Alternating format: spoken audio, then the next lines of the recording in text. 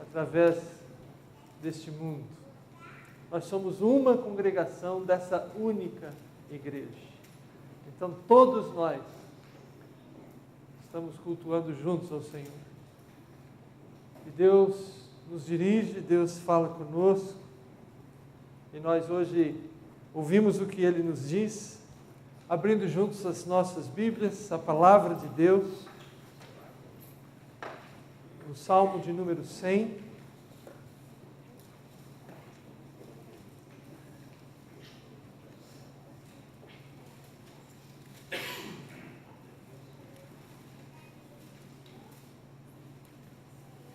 E nós lemos esse salmo. Eu convido a igreja a se colocar em pé, por favor, para nós unirmos nossas vozes numa leitura em uníssono desse salmo. Leamos. Celebrai com júbilo ao Senhor todas as terras. Servi ao Senhor com alegria. Apresentai-vos diante dele com cântico. Sabei que o Senhor é Deus.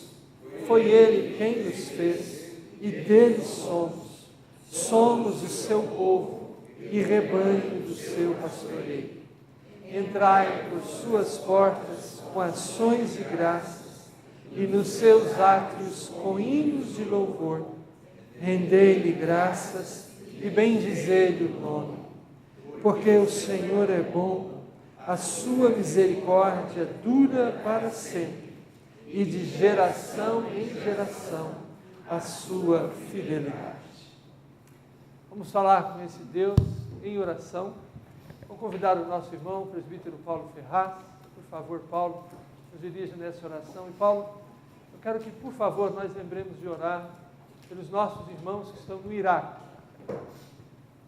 Como vocês estão percebendo aí pelas notícias, há muitos cristãos que estão sendo vitimados por tudo que está acontecendo naquela região do nosso mundo. Muitos, sumariamente, por causa de sua fé em Cristo. Estão perdendo suas vidas, além de serem expulsos de sua própria terra, lá no Iraque. Vamos orar e vamos lembrar especialmente desses nossos irmãos. Por favor. É com alegria, Senhor, que nós nos reunimos na Tua casa para louvar o Teu nome, bendizer e dizer que somos agradecidos ao Senhor por esta palavra maravilhosa que acabamos de ler e de ouvir, que somos o Teu povo. Amém. Que o Senhor nos escolheu, que somos rebanho do Teu pastoreio. Amém. Louvado seja o Teu nome por isso. Amém. Pela segurança que ser ovelha sob o Teu cuidado. Amém. Mas lembramos que há outras ovelhas deste mesmo aprisco, mas em outros lugares distantes, que estão sofrendo. Sabemos que também estão sob o Teu cuidado, sob a Tua mão, mas há dor, há sofrimento, há apreensão, há morte, há pressão. Que essa mão poderosa possa estar agindo sobre eles Amém. e também sobre os opressores, de tal sorte que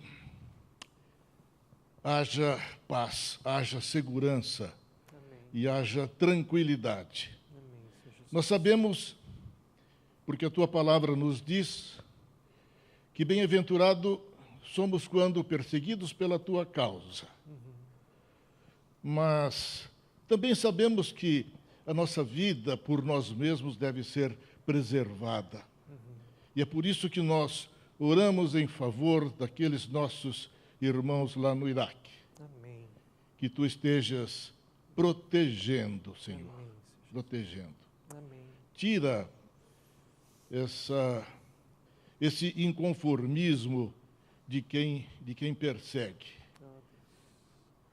Mostra o teu amor, o amor do teu Filho Jesus para estes perseguidores. Amém.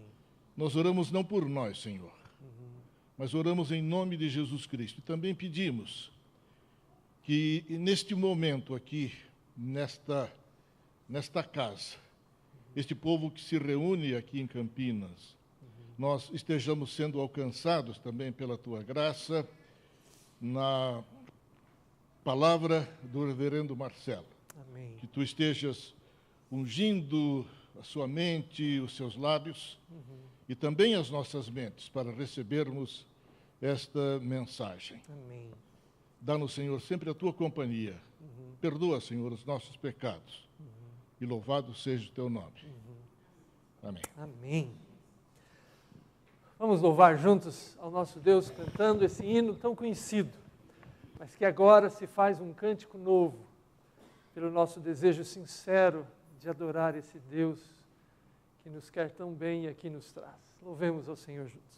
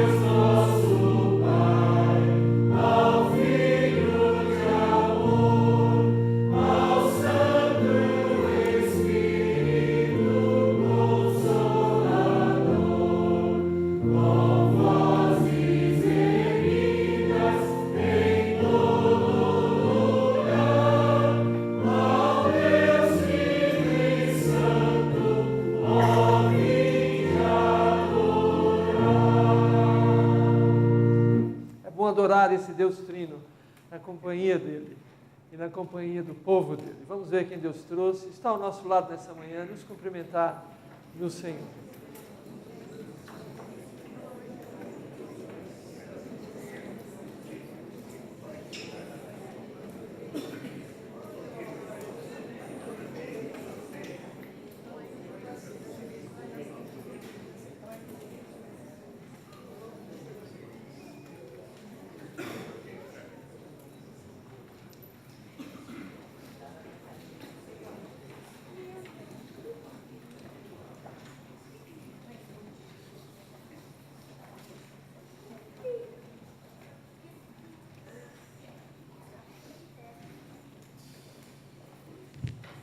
Nós temos a alegria nessa manhã de receber aqui à frente o Lúcio, a Camila, que trazem no aconchego dos seus braços o Pedro, que nessa manhã é trazido pela fé de seus pais para ser batizado. Por favor.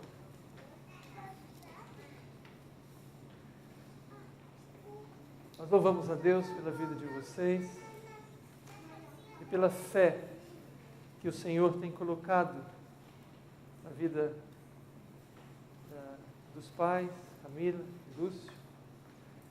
E essa fé traz vocês aqui, tendo o Pedro, sabendo que ele é a herança do Senhor, confiada a vocês. E vocês têm tido a grande alegria de ter essa grande herança nos seus braços. E nós, a alegria de poder participar desse momento, onde vocês cumprem a ordenança de Jesus Cristo de batizar o filhinho que Deus colocou nos braços de vocês. Eu quero lembrar um texto da Escritura que dá sentido e fundamento para esse instante nosso.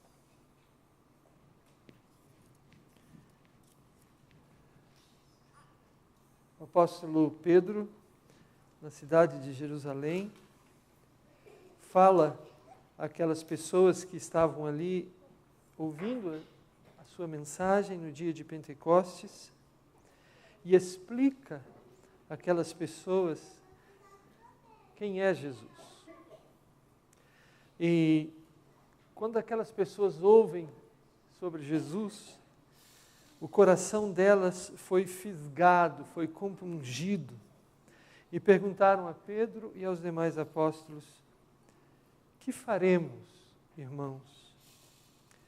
Respondeu-lhes Pedro: arrependei-vos e cada um de vós seja batizado em nome de Jesus Cristo, para a remissão dos vossos pecados, e recebereis o dom do Espírito Santo.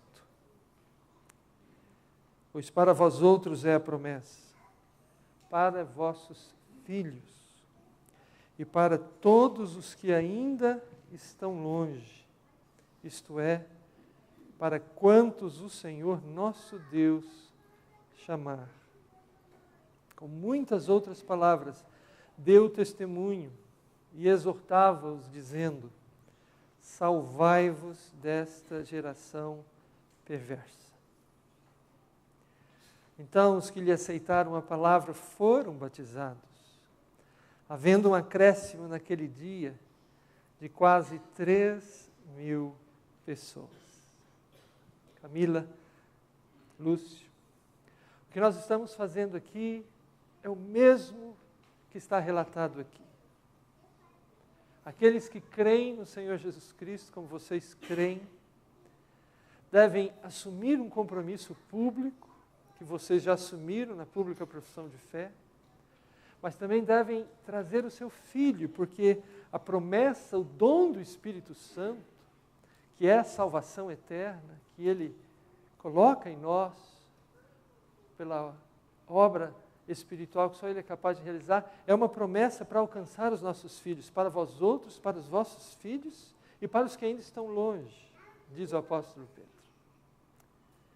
Portanto, fundamentados nisso, e para confirmar a fé de vocês, nós perguntamos: é certo que vocês acreditam nesse Deus Salvador, Trino, que se revela em Cristo Jesus a nós, como diz o texto bíblico? Sim.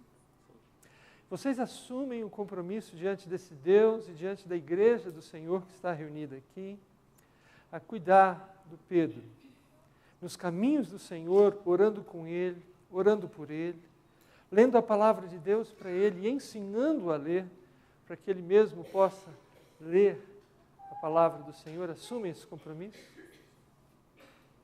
Vocês assumem o compromisso também de ensinar o Pedro o caminho da comunhão com o povo de Deus, da igreja, e trazê-lo para que ele possa aprender desde a tenra idade a amar, estar em comunhão em harmonia com o povo de Deus, com a igreja de Jesus Cristo. Vocês assumem esse compromisso com Ele? Eu convido a igreja a ficar em pé e eu vou pedir ao pastor Ricardo, pastor, para fazer a oração nesse instante para nós. Bendito Deus e nosso Pai, nós te louvamos e te agradecemos pela lembrança que temos nesta manhã, que a promessa que o Senhor fez a nós se estende à nossa posteridade. Amém. De que os filhos são herança preciosa do Senhor, que o Senhor coloca em nossas mãos para cuidar, zelar deles, educar e conduzi-los nos caminhos do Senhor. Amém. E nós te louvamos porque um dia Lúcio e Camila entenderam o plano de salvação em suas vidas e receberam o dom do Espírito Santo. Amém. E as promessas, ó Deus, se cumpriram em suas vidas. Amém. E agora, ó Deus, firmados, confiantes nas tuas promessas, apresento esse teu filho querido para ser batizado, para ser consagrado ao Senhor pelo batismo. Amém. Nós te louvamos por esta hora, Senhor, e te pedimos que o Senhor abençoe as obras de nossas mãos. Amém. E abençoe muito Lúcio e Camila para que sejam sempre firmes, tenham mãos firmes, ó Deus, um coração terno, amoroso, mas também firme para educar Pedro nos caminhos do Senhor. Amém. E obrigado por essa criança que veio trazer alegria a este lar, a estas famílias que se uniram um dia. Que o Senhor continue a abençoar este pequenino, Senhor, para que ele cresça nos caminhos do Senhor. Que ele seja um servo honrado do Senhor. Quem sabe, ó Deus, Camila está segurando aqui nos braços um missionário, um separado pelo Senhor para pregar o teu evangelho a povos distantes e aqui perto também. Amém. Mas aonde o Senhor conduzir, Senhor, nós temos certeza que as tuas promessas se cumprirão na vida dele. Amém. Portanto, Senhor, recebe a nossa gratidão, o nosso louvor e a expressão, Senhor, da nossa alegria neste instante, porque o Senhor é bom, a sua misericórdia dura para sempre e de geração em geração a sua fidelidade. Amém. Nós oramos em nome de Jesus. Amém, Senhor.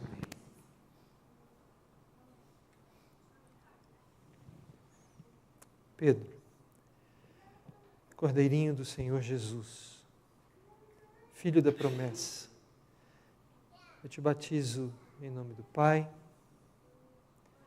em nome do Filho, e em nome do Espírito Santo. Amém. Abençoa, Senhor, para a glória do teu nome, esta preciosa vida, esta família, a tua igreja, para que o Evangelho de Jesus Cristo seja glorificado e testemunhado. Porque assim o fazemos pela fé, confiantes na tua promessa. Em Cristo Jesus. Amém. Amém. A palavra de Deus nos recomenda a caminhar com firmeza e perseverança nessa carreira que o Senhor nos propõe. E nós sabemos que isso será possível, porque o Senhor correrá, caminhará ao lado de vocês, e assim nos alegramos nisso. Deus nos abençoe. Convidamos alguns irmãos a virem cumprimentar aqui os nossos queridos, o restante da igreja querer se sentar, por favor.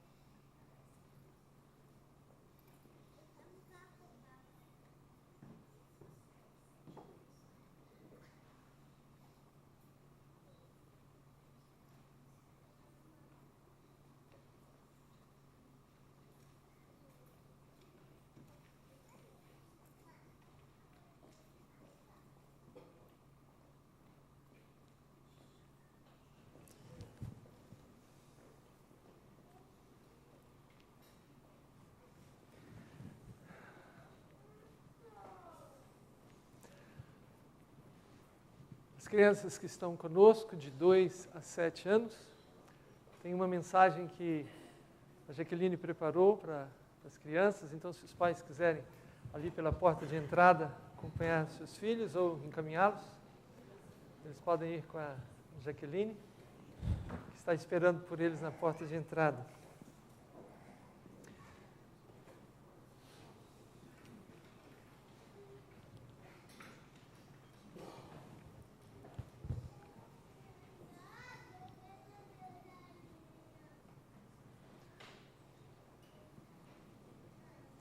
Hoje nós temos a alegria de ter aqui conosco o nosso irmão, reverendo Marcelo Maurício Santos.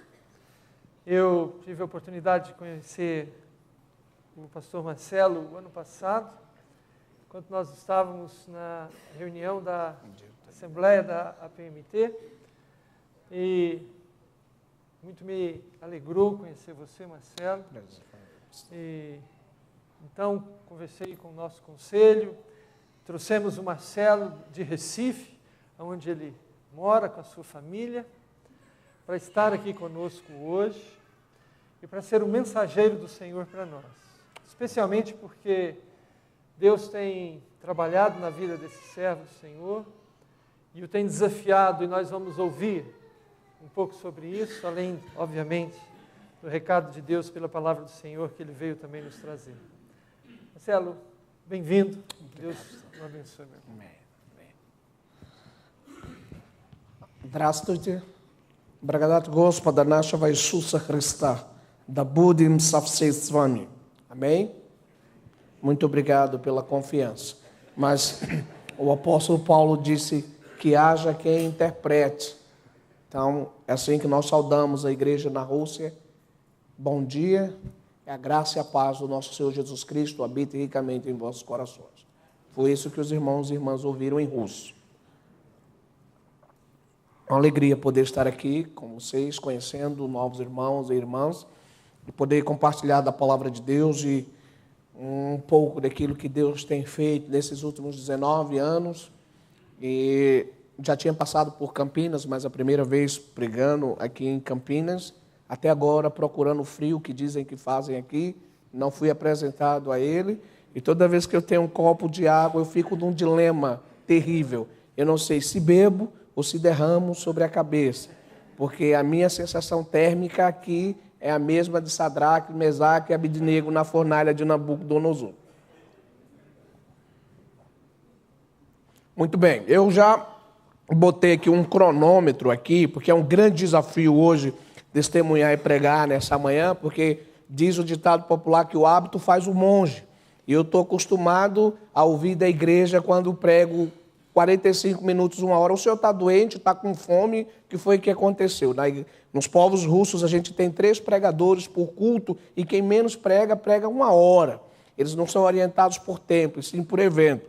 Mas eu estou no Brasil, aqui em Campinas, então eu já liguei um cronômetro aqui para me ajudar, porque realmente eu não tenho hábito, então vai ser um grande desafio. Mas deixa-me falar um pouco.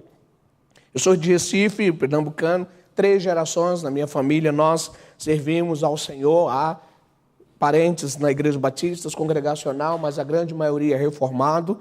E eu não era profeta, nem filho de profeta, como diz o profeta Amós. Eu não era como ele, cowboy, nem agricultor, mas eu era jogador de futebol profissional, estudante universitário. E Deus me chamou para um trabalho transcultural de um povo, de uma língua extremamente difícil e com temperaturas que chegam até menos 70 graus abaixo de zero. E eu falei assim, olha, eu quero a seleção brasileira, eu quero jogar na Europa, Ferrari, Lamborghini, fama, dinheiro, ter condições de fazer tudo isso que jogador de futebol sonha e ser premiado pela FIFA. Eu estava muito bem encaminhado nesse sentido, jogando já tendo jogado profissionalmente pelo Sport Recife, pelo Santa Cruz, com propostas de ir para o Rio de Janeiro ou para a Europa, e Deus me chamou. Ele falou assim, eu quero que você vai levar o meu evangelho para os povos da Rússia. Eu falei, eu não vou, porque eu sou jogador, eu vou ganhar muito dinheiro, então eu vou construir muitas igrejas, eu vou sustentar muitos missionários, eu vou dar suporte e vou fazer muita coisa para o reino. Ele disse, eu não quero o seu dinheiro, eu não quero só as suas orações, eu quero que você vá. Mas como bom pecador, eu disse, não, eu não creio que isso seja para mim, o senhor deve estar equivocado, é melhor o senhor mandar outra pessoa, porque o Senhor me chamou, o Senhor me criou para ser jogador de futebol, como meu pai, já é uma tradição familiar, e eu estou muito satisfeito com isso. Ele falou, não, eu quero você. Mas eu falei, atenção, se o Senhor me quer, então o Senhor vai ter que fazer com que eu aprenda russo. Só que eu já tinha dado uma pesquisada, não tinha nenhum curso de russo em Pernambuco, e muito menos no Brasil. Eu já tinha olhado nas grandes capitais, não tinha material didático nem nada, e era uma maneira de dar um drible no Senhor e dizer assim, comigo não.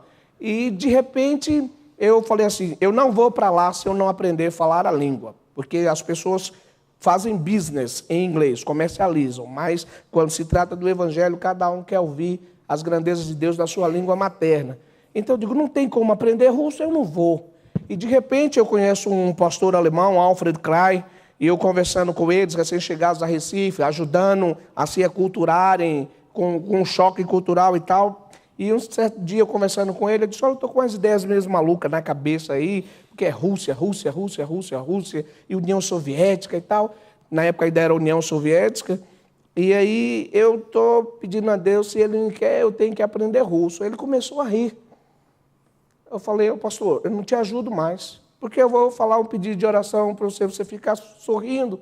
Ele falou, não, você não sabe. É que você pensa que Nelly, minha esposa, é alemã, mas, na verdade, ela é naturalizada alemã. Ela foi expulsa da União Soviética depois de obrigarem ela a tomar uma taça de cianureto, porque está escrito na Bíblia, se alguma coisa mortífera comeres ou beberes não vos fará mal. E eles disseram, você crê nisso? Ela disse, eu creio. Então, obrigaram ela a tomar, ela tomou, e eles acharam que ela ia morrer. Como ela não morreu, as pessoas começaram a se converter na escola onde ela estudava, e eles expulsaram ela da União Soviética.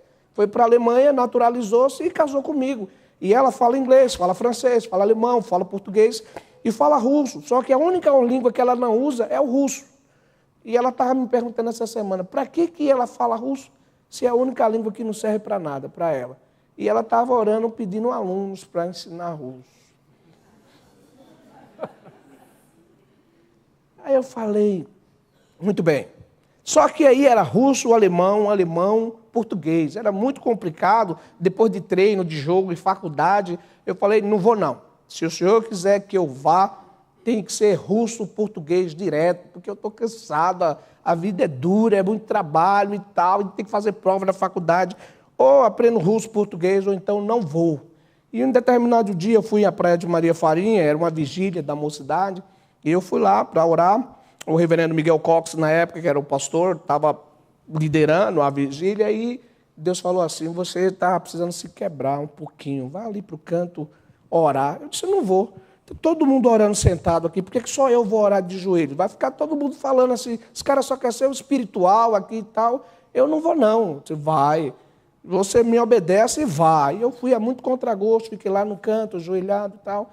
Quando eu me levanto assim, chega um senhor que eu nunca vi na vida, ele faz, por que você está nessa posição tão humilhante? Aí eu disse, eu falei para o senhor que isso ia dar problema.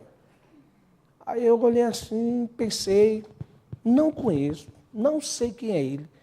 Que cara mais atrevido, intrometido. Ele tem nada a ver que eu estou aqui orando de joelho aqui, mas questão, mamãe ensinou a respeitar os mais velhos e tal, então não, tal. Aí ele disse, não, mas eu gostaria de saber. Eu falei, além de ser intrometido, é pedante. E ele insistiu tanto que eu disse, olha, não, aqui eu estou com as ideias assim, parece uma coisa humanamente não muito possível, e eu estou orando, então, para conseguir material didático russo-português. Aí ele olhou para mim e disse, você sabe quem eu sou? Eu pensei comigo, né? Nem sei, e não tenho o menor interesse de saber, porque eu sou muito intrometido. E aí eu disse, não. Ele disse, eu sou cunhado da dona da casa, e eu sou assessor de imprensa da vice-presidência da República. Eu estou de férias aqui e eu sou amigo pessoal do embaixador-geral da Rússia no Brasil. Toda sexta-feira jogamos xadrez e tomamos chá. Se esse material existir, está nas suas mãos. Ele acabou as férias. 3 semanas depois, chegou um dicionário russo-português e um livro de gramática completo que não é comercializado em lugar nenhum. Ele é produzido especialmente para o corpo diplomático russo que vem para o Brasil aprender português.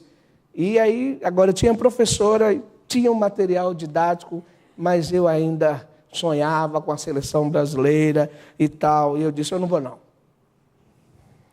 quando o Senhor prometeu a terra prometida, o Senhor deixou o povo ir lá espiar, para ver que a terra era boa e manava leite e mel. Então, se eu não for ver com esses olhos que a terra há de comer, pode mandar outro, mas eu não vou. E em um determinado dia, eu estava machucado, sofri uma fratura e, consequentemente, não podia jogar. E o reverendo Miguel me liga: Marcelo, chegou um pastor da Inglaterra e ele vai estar na igreja lá do Pina. E eu estava certo para ir lá, mas por questão de saúde eu não vou poder ir. Eu gostaria que você pegasse ele, levasse para a igreja, depois levasse para almoçar, porque o pessoal que vai receber ele não fala inglês. Você pode fazer isso, tudo bem. Então eu fui. Quando eu chego lá e começo a conversar com ele, ele disse: meu nome é Bill Rice, eu sou ex-quarto zagueiro do Manchester United, fui jogador profissional, eu sou pastor, eu acabei de chegar da Rússia, Deus me mandou vir para a América Latina. Eu perguntei: América Latina onde? Você vai para o Brasil. Fazer o quê? Desafiar 10 jovens que queiram vir à Rússia, conhecer a realidade e serem desafiados para trabalharem aqui. E eu conversando com ele e outro pastor, e o pastor fazia assim: você não vai traduzir? Não, eu disse: não posso. Eu não posso traduzir isso. É quase um suicídio. E aí, por fim, dos 10 jovens, eu fui o único que consegui visto, deveria ter ido para a Inglaterra, o visto atrasou, não fui para a Inglaterra, saí sozinho para a Rússia, levei 3 dias para chegar lá numa viagem inesquecível, Recife, Maceió, Aracaju, Salvador, Rio, Amsterdã, Frankfurt, Viena, Moscou, e ainda voei mais 4 horas para Krasnodar, no sul da... Eu nunca vou esquecer essa viagem, levei 3 dias para chegar lá.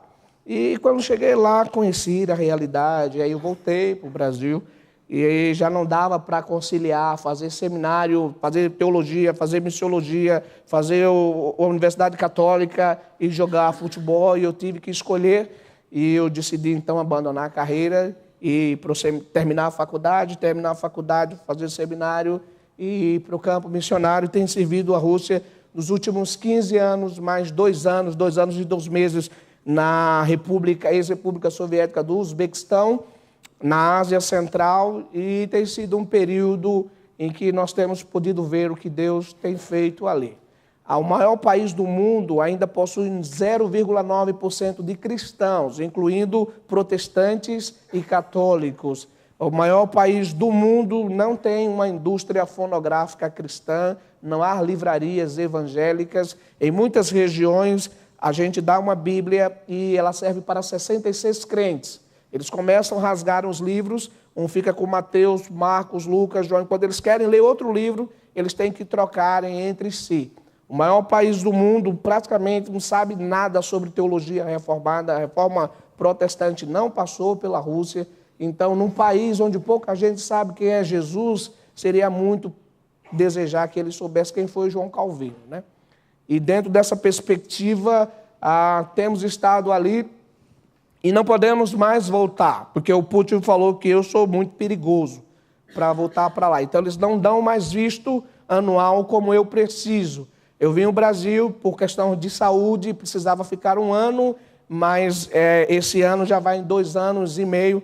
Assumi o pastorado da Igreja Presbiteriana de Boa Viagem, de onde estou saindo agora com esse novo projeto Povos de Língua Russa, porque a ideia é usar o fenômeno da russificação, onde todo o leste europeu fala russo, e já que eu não posso voltar para a Rússia, nós vamos nos fixar na fronteira entre a Rússia e a Finlândia, aquela região que está sendo mostrada ali, e a partir da Finlândia, entrar na Rússia, ir para Látvia, Estônia, Lituânia, países de língua russa com uma predominância. Por exemplo, a Estônia tem 40% de estonianos e 60% da população é russa. Então, há mais russos dentro da Estônia do que os próprios nacionais. E essa é a ideia de ir pregando o evangelho a partir da língua russa e usando a língua russa para expandir o evangelho da graça de Cristo Jesus ali. É um período que eu estou terminando. Minha penúltima cirurgia eu fiz terça-feira, agora.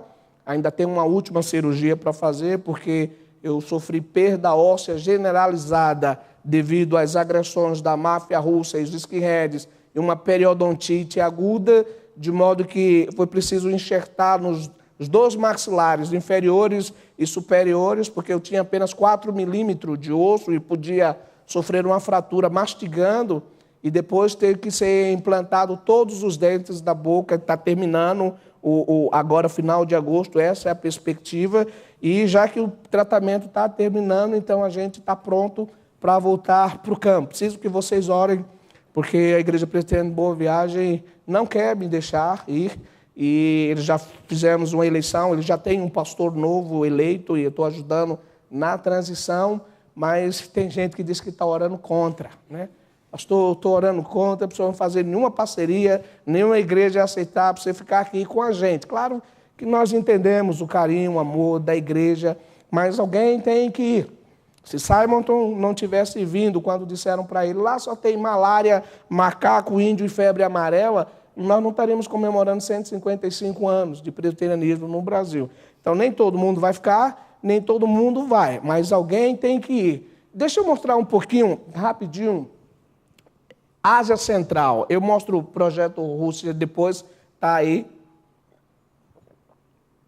para dar uma olhada no pouco do trabalho que tem sido feito. Eu não vou falar tudo porque vocês estão sendo transmitidos pela internet. Então, por questão de segurança, as imagens também não vão ser divulgadas para a internet, porque a gente está falando de igreja perseguida.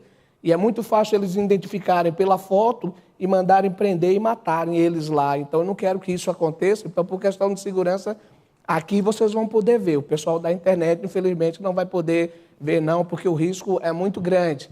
Está escrito aí Projeto Ásia Central. E aí a gente vai mostrar um pouco do trabalho que tem sido feito. O país está em 6º lugar no ranking de portas abertas. Essa é a minha esposa Nilbe, eu sou casado. A de rosa já está com 13 anos, depois vocês vão ver. A minha russinha, Jéssica, e a pernambucana de azul, que é a Marcela, tem 10 anos, né? Pode passar, não? Então, eu entrei na Ásia Central não como missionário nem pastor, mas eu entrei como tradutor, intérprete e integrante, auxiliar técnico da comissão do Filipão. Eu comecei a jogar futebol junto com o Rivaldo, o jogador, e quando eu saí da Rússia eu não podia voltar, então ele me convidou para entrar como profissional do futebol e, paralelamente, o Filipão estava sendo contratado como treinador e eu fui para, dentre outras coisas, ser tradutor dele. Isso é um lugar que tem 450 crianças, os mais diferentes níveis de deficiência mental, motora, física. Então, eu tenho crianças com autismo, com síndrome de Down, e tenho crianças que só nasceram com os dedos colados, assim. É a mesma coisa para eles. Então, imagina, 450 crianças com 2 enfermeiras para tomar conta. Eles, na verdade, são colocados ali para morrer. A mentalidade soviética e a mentalidade islâmica, se você não produz, você é um peso para o Estado. E se você é um peso para o Estado, você não merece viver. E nós chegamos aí, pode passar, não? Essa é a minha esposa, e o Rivaldo, ele viu essa situação e ele falou, Marcelo, nós temos que fazer alguma coisa. Então ele reformou o orfanato, ele comprou 450 camas, 450 colchões, ele trouxe pediatras, fisioterapeutas, psicólogos, pode ir passando aleatoriamente. E aí eles mudou a realidade. Esse menino, o nome dele é Iron, ele foi abandonado porque ele tem nanismo. E 5 anos ele não sorria, desde que ele foi abandonado. E esse foi o primeiro dia que ele sorriu, porque eu perguntei se ele gostava de jogar futebol. Ele disse que gostava. Eu falei, eu vou trazer um pentacampeão mundial aqui para bater bola com você. E o Iron sorriu pela primeira vez. E ele confessou Cristo como Salvador da sua vida. A esposa do Rivaldo adotou esse menino e, assim, comprou tudo que uma criança podia imaginar de roupa, brinquedo e tal.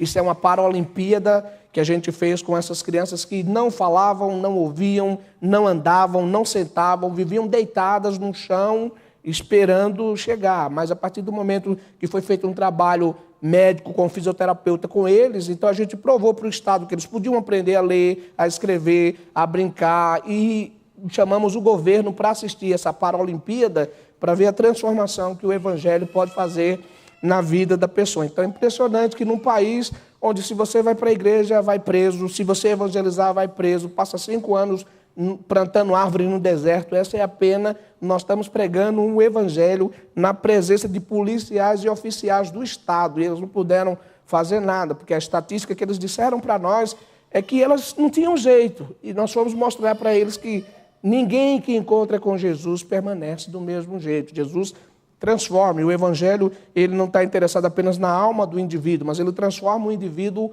como um todo. O Ihom voltou para casa. A família foi visitar e se arrependeu de tê-lo abandonado.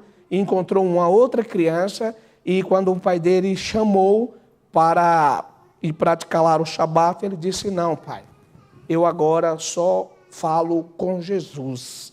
E a partir do Ihom, a mãe, os 3 irmãos e, por último, o pai, todos eles agora são ex-muçulmanos. Eles professam a mesma fé em Cristo Jesus. Pode passar?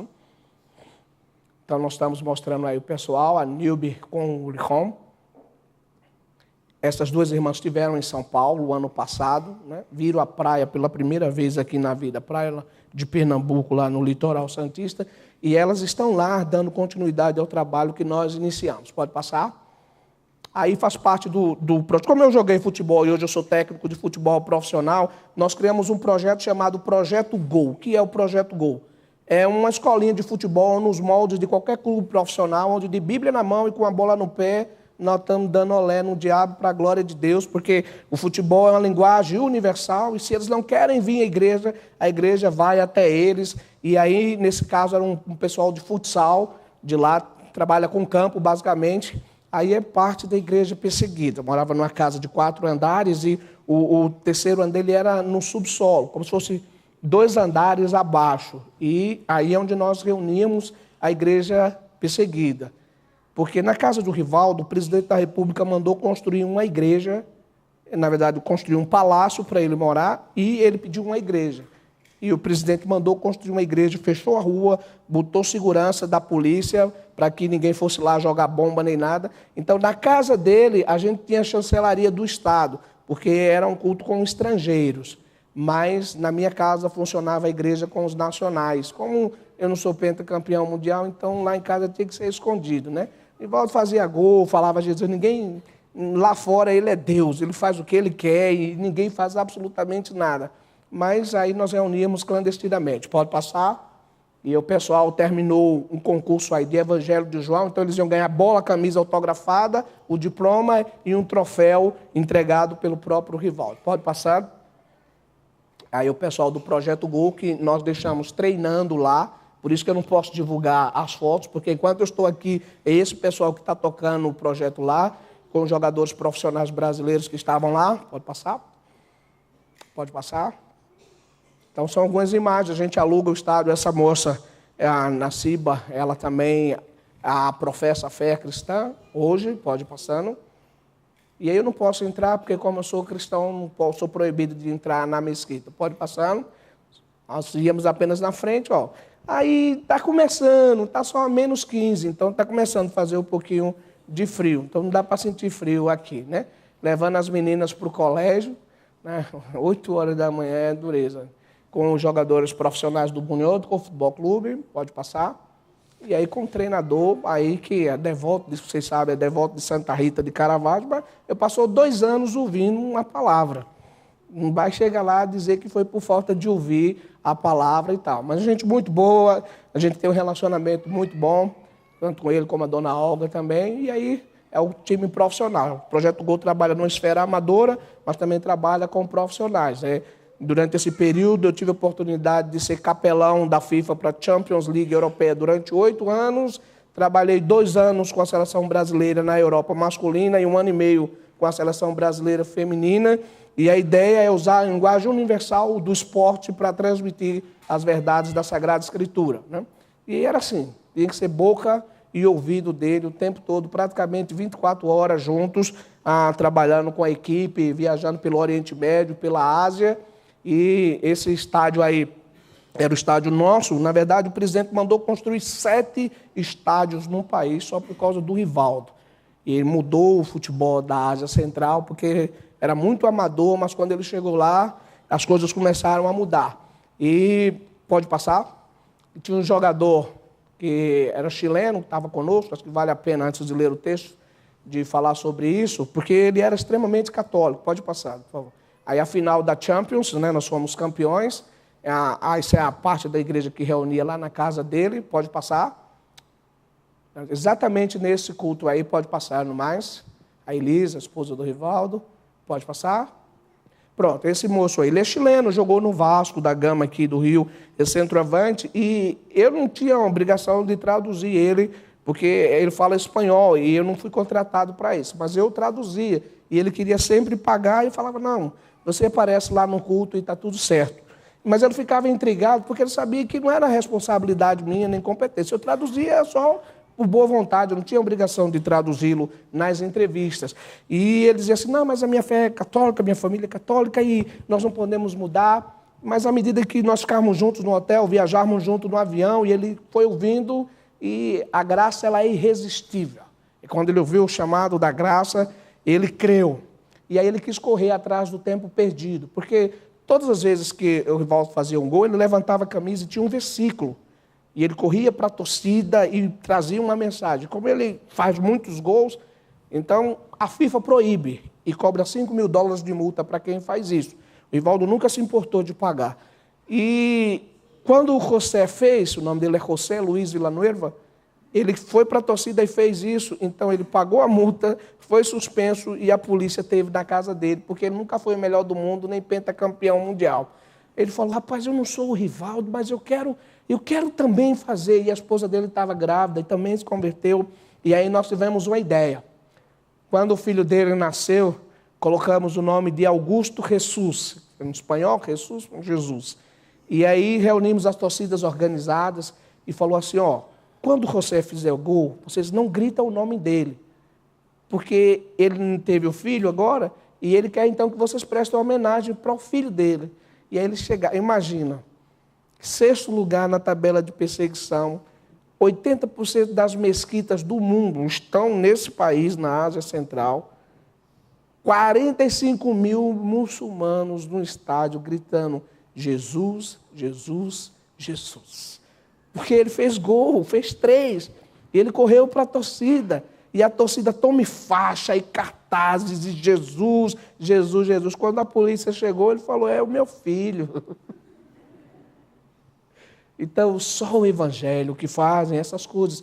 E a partir daí as pessoas começaram a perguntar, por que Jesus? Aí ele dizia, porque é meu Salvador, porque ele morreu. E muitas pessoas ouviram e foram transformadas pelo Evangelho. Pode passar? Aí a gente está indo jogar, entrando para jogar a final. E esse aí foi o dia que a minha esposa ganhou o prêmio de Miss Uzbequistão, né? Vocês podem ver, primeira de baixo, a minha esposa é a mais bonita de todas que está aí. Na verdade, são as esposas de toda a comissão técnica e dos jogadores, né? No dia que nós fomos receber a premiação lá da FIFA, e fomos buscar as medalhas, os troféus, pode passando? Pode passar? Pronto, é nessa casa aí que no subsolo funcionava a igreja perseguida lá. Pode passar? Ok? Pronto, aí a Jéssica, essa é uma foto mais atual, lá de Recife, agora recente, de Dia dos Pais. Ok, não dá mais para mostrar, eu vou mostrar à noite, na escola dominical, mas eu penso que nós podemos abrir em Atos capítulo 8, meu Pai Celestial. Atos capítulo 8, rapidamente, onde nós podemos ler as Escrituras Sagradas. Porque eu tenho alguma premissa comigo. Ontem à noite eu falei para os jovens que uma das razões pelas quais eu creio que a grande comissão não foi cumprida ainda, que a igreja perdeu a capacidade de dar de si ao invés de pensar em si. Por isso que ainda existem tantos povos não alcançados, precisamente 2,4 bilhões de pessoas. E hoje eu queria rapidamente trabalhar Atos capítulo 8, a partir do verso 1, que diz o seguinte: naquele dia levantou-se grande perseguição contra a igreja de Jerusalém, e todos, exceto os apóstolos, foram dispersos pelas regiões de Judeia e Samaria. Alguns homens piedosos sepultaram Estevão e fizeram grande pranto sobre ele. Saulo, porém, assolava a igreja, entrando pelas casas, arrastando homens e mulheres, encerrava-os no cárcere.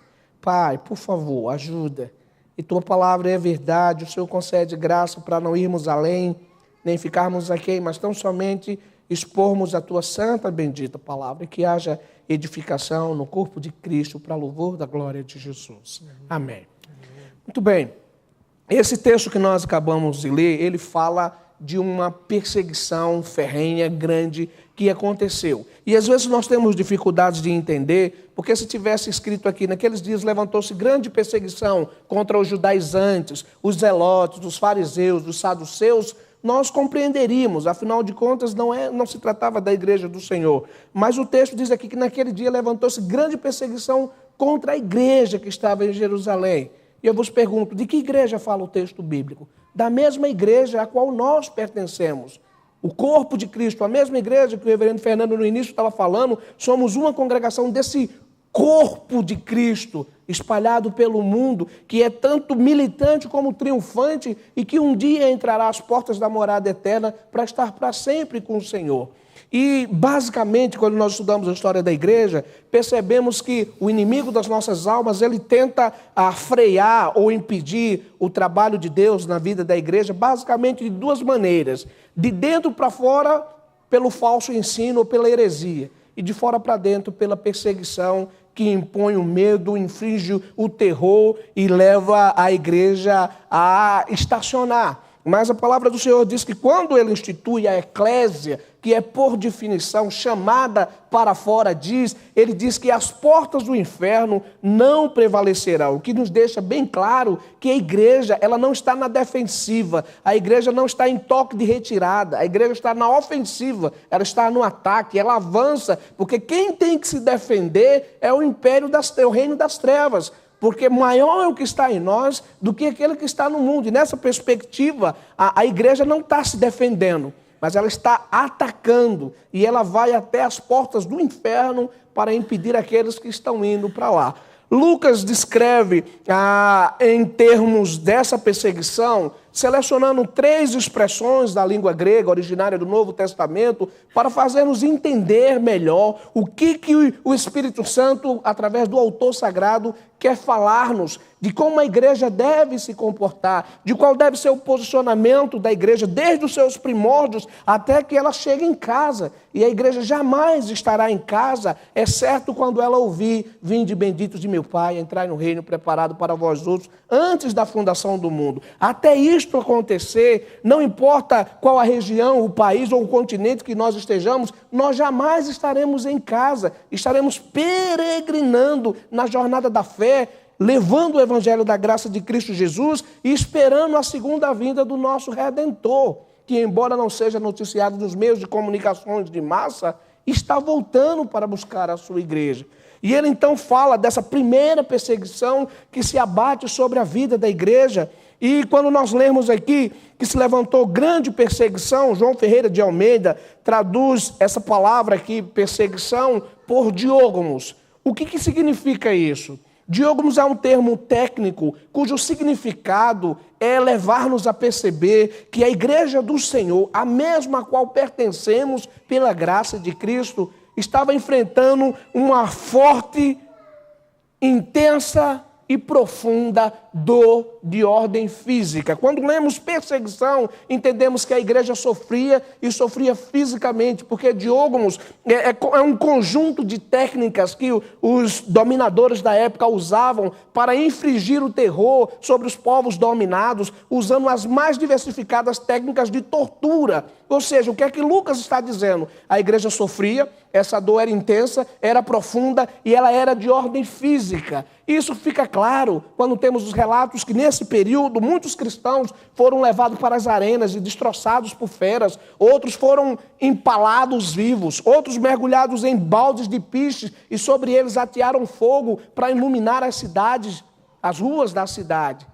Eram mulheres que do dia para a noite ficaram viúvas, filhos que ficaram órfãos, que perderam casa, que perderam emprego. E o texto sagrado está nos dizendo que essa grande perseguição se levantou contra a igreja que estava em Jerusalém. Não era uma seita, era a igreja do Senhor que estava sendo perseguida.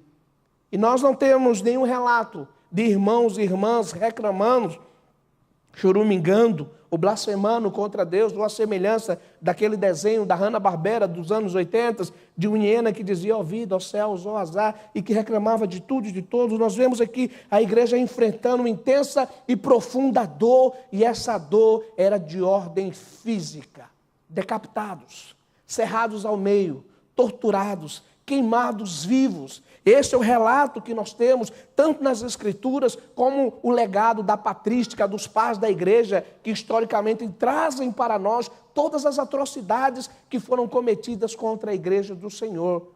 E é preciso, nós, discípulos do pós-modernidade, compreendermos que Deus espera e demanda de nós essa capacidade de olhar além da dor, olhar do sofrimento físico, olhar além de nós mesmos, a fim de que a glória de Cristo seja evidenciada ao mundo. Foi assim que fizeram os mártires da Guanabara, que sob a liderança de Vilé Gaion tiveram a vida ceifadas, logo depois de formularem a Confissão Fluminense, mas enquanto caminhavam para o cadafalso, para a forca, glorificavam a Deus e diziam: não temam, em breve veremos a glória do Senhor face a face e estaremos para sempre com Ele.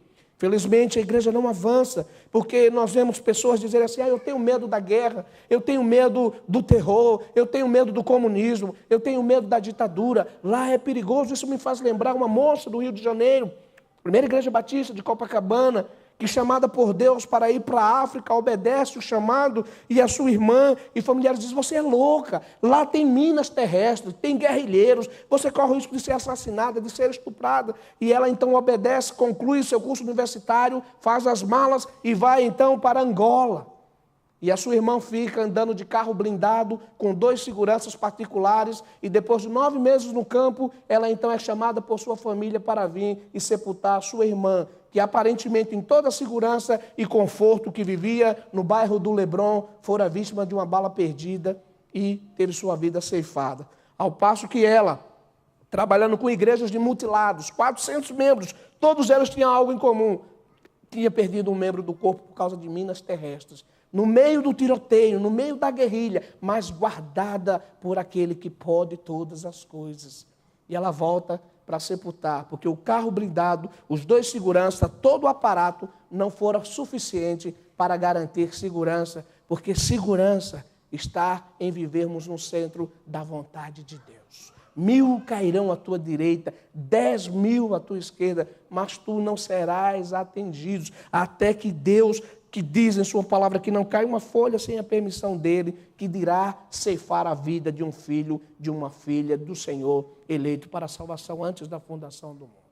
Perseguição profunda e intensa dor física. Mas não apenas isso.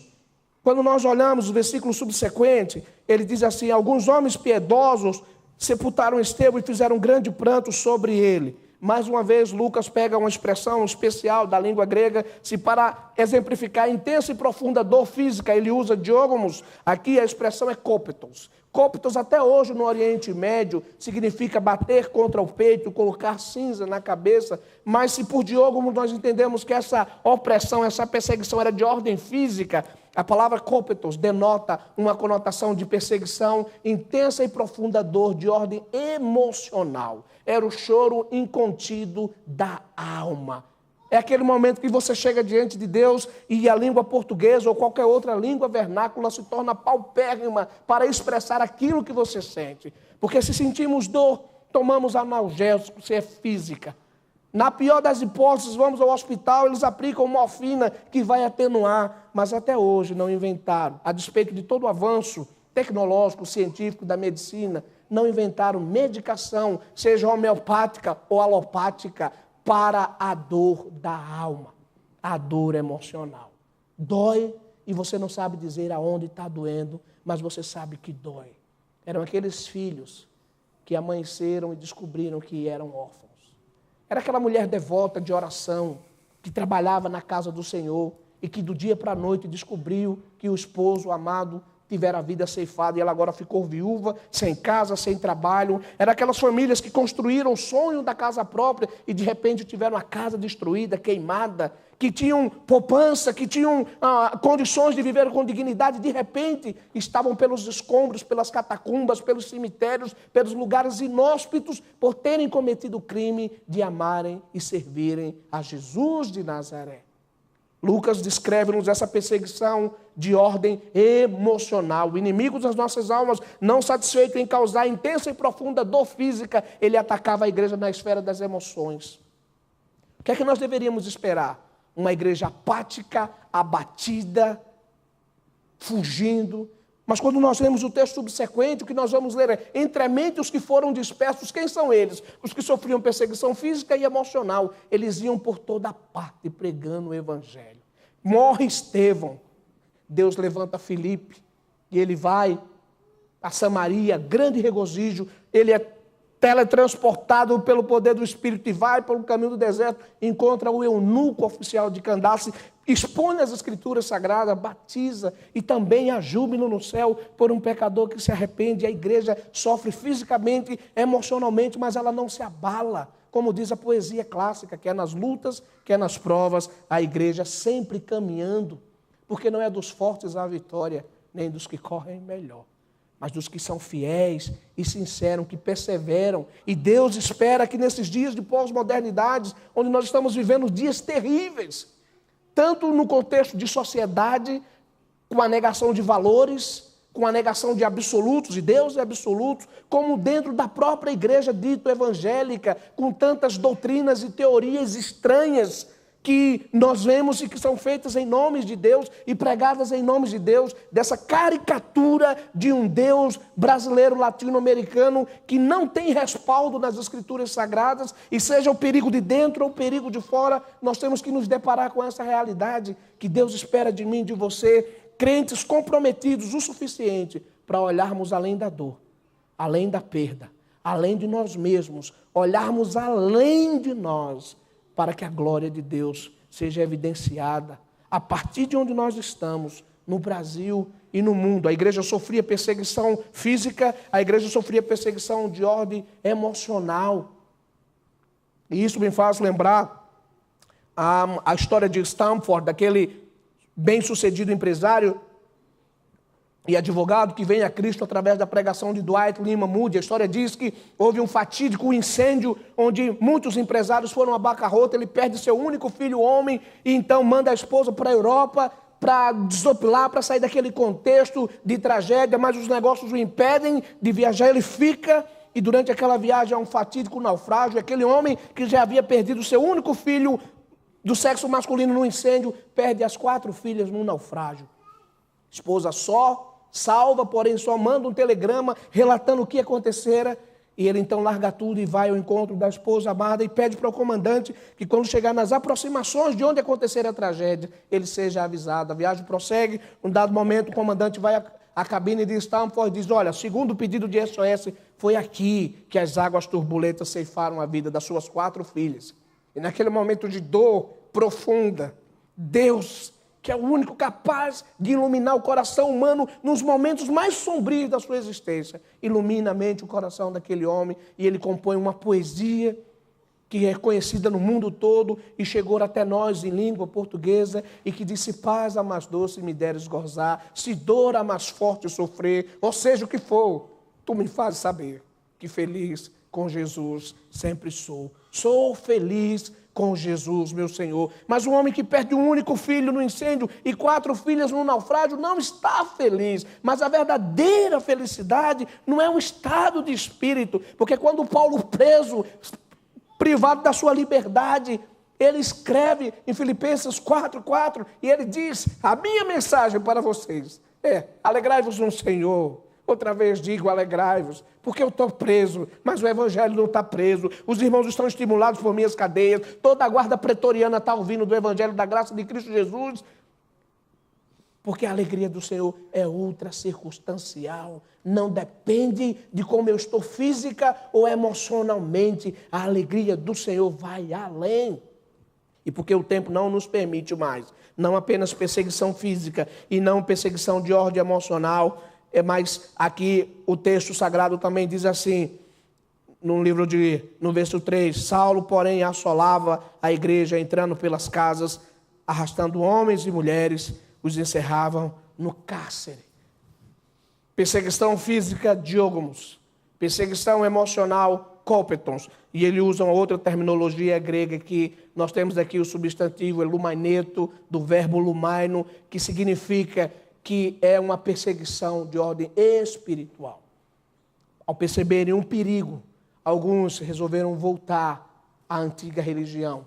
a apostasia também se abate, a incerteza, o esfriamento, a fé percebendo ser pequena diante de tamanha avalanche que sobrevém. Ou seja, a igreja enfrentava perseguição de ordem física, de ordem emocional e de ordem espiritual. Se olha para a direita, está difícil, para a esquerda, se olha para frente, mas eles olharam para cima. E olhar para cima é olhar além daquilo que os olhos humanos conseguem ver, e é perceber um Deus que não está apático nem inerte, mas que da sua soberania conduz a história e que governa o mundo para o louvor da sua glória, a despeito dos regimes políticos totalitários, a respeito dos crescimentos das seitas, a despeito da apostasia espiritual, que é um dos malefícios dos nossos dias, a despeito do teísmo aberto ou teologia do processo que tem arrebanhado muitos cristãos, inclusive reformados, porque essa pseudo-teologia herética explica coisas que a teologia tradicional não consegue explicar e satisfaz o ego e a razão humana,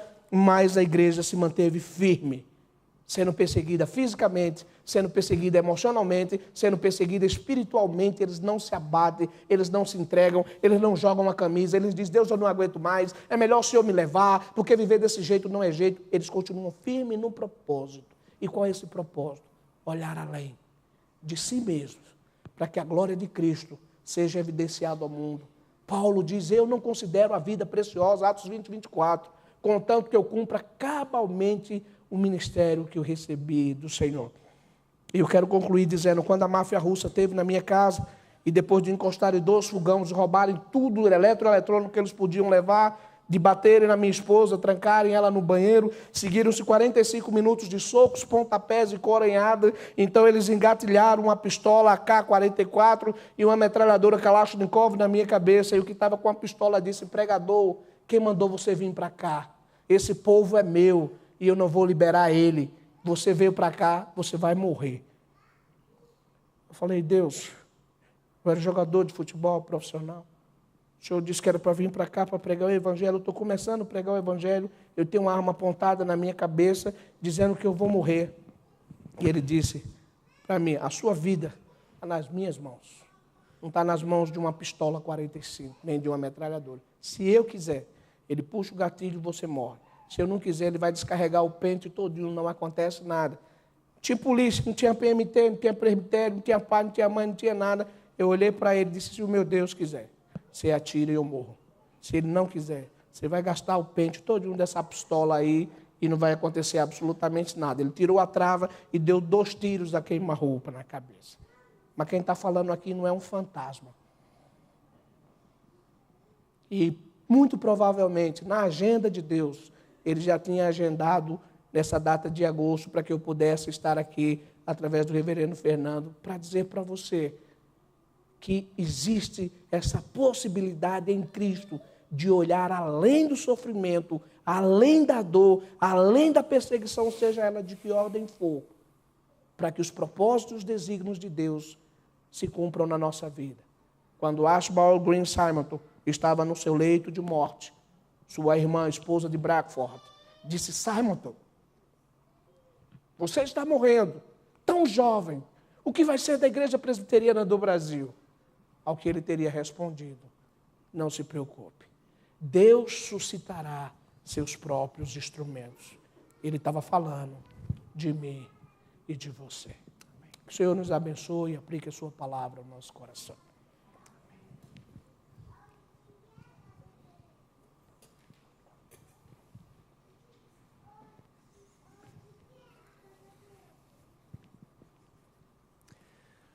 Nós vamos ter a oportunidade de continuar ouvindo o pastor Marcelo agora no período da escola dominical. Ele vai dirigir aqui o estudo nessa sala. Aqueles que quiserem continuar a se informar mais sobre o ministério de Jesus Cristo a Ele confiado, podem permanecer conosco. Nós vamos orar a Deus e receber a bênção. E durante o pós-lúdio, aqueles que vieram preparados poderão consagrar dízimos e ofertas ao Senhor. Vamos ficar todos de pé. Bia, nós não vamos cantar o último hino por causa do tempo. Não vamos, tá? Depois da oração, por favor, faça o pós-lúdio para a consagração de dízimos e ofertas também. Oremos. Te damos graças, Senhor, por sermos hoje de manhã relembrados do teu poder, que é o Senhor que garante a nossa vida, que é o Senhor que nos orienta e nos mostra o caminho a seguir, que o poder do Senhor é que nos conduz. Ajuda-nos, ó Deus, a crer e a viver sempre nessa perspectiva, por onde o Senhor nos levar, cada um de nós. Gratos pela vida do teu filho que aqui nos traz essa palavra, que o Senhor o guarde e a sua família, e que a obra que está sendo confiada a ele continue, ó Deus, a ser conduzida, e que o Senhor o renove sempre para fazer a tua vontade.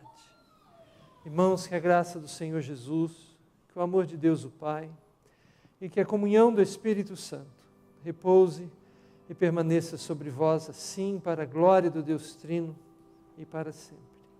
Amém. Vamos sentar mais um pouquinho na presença.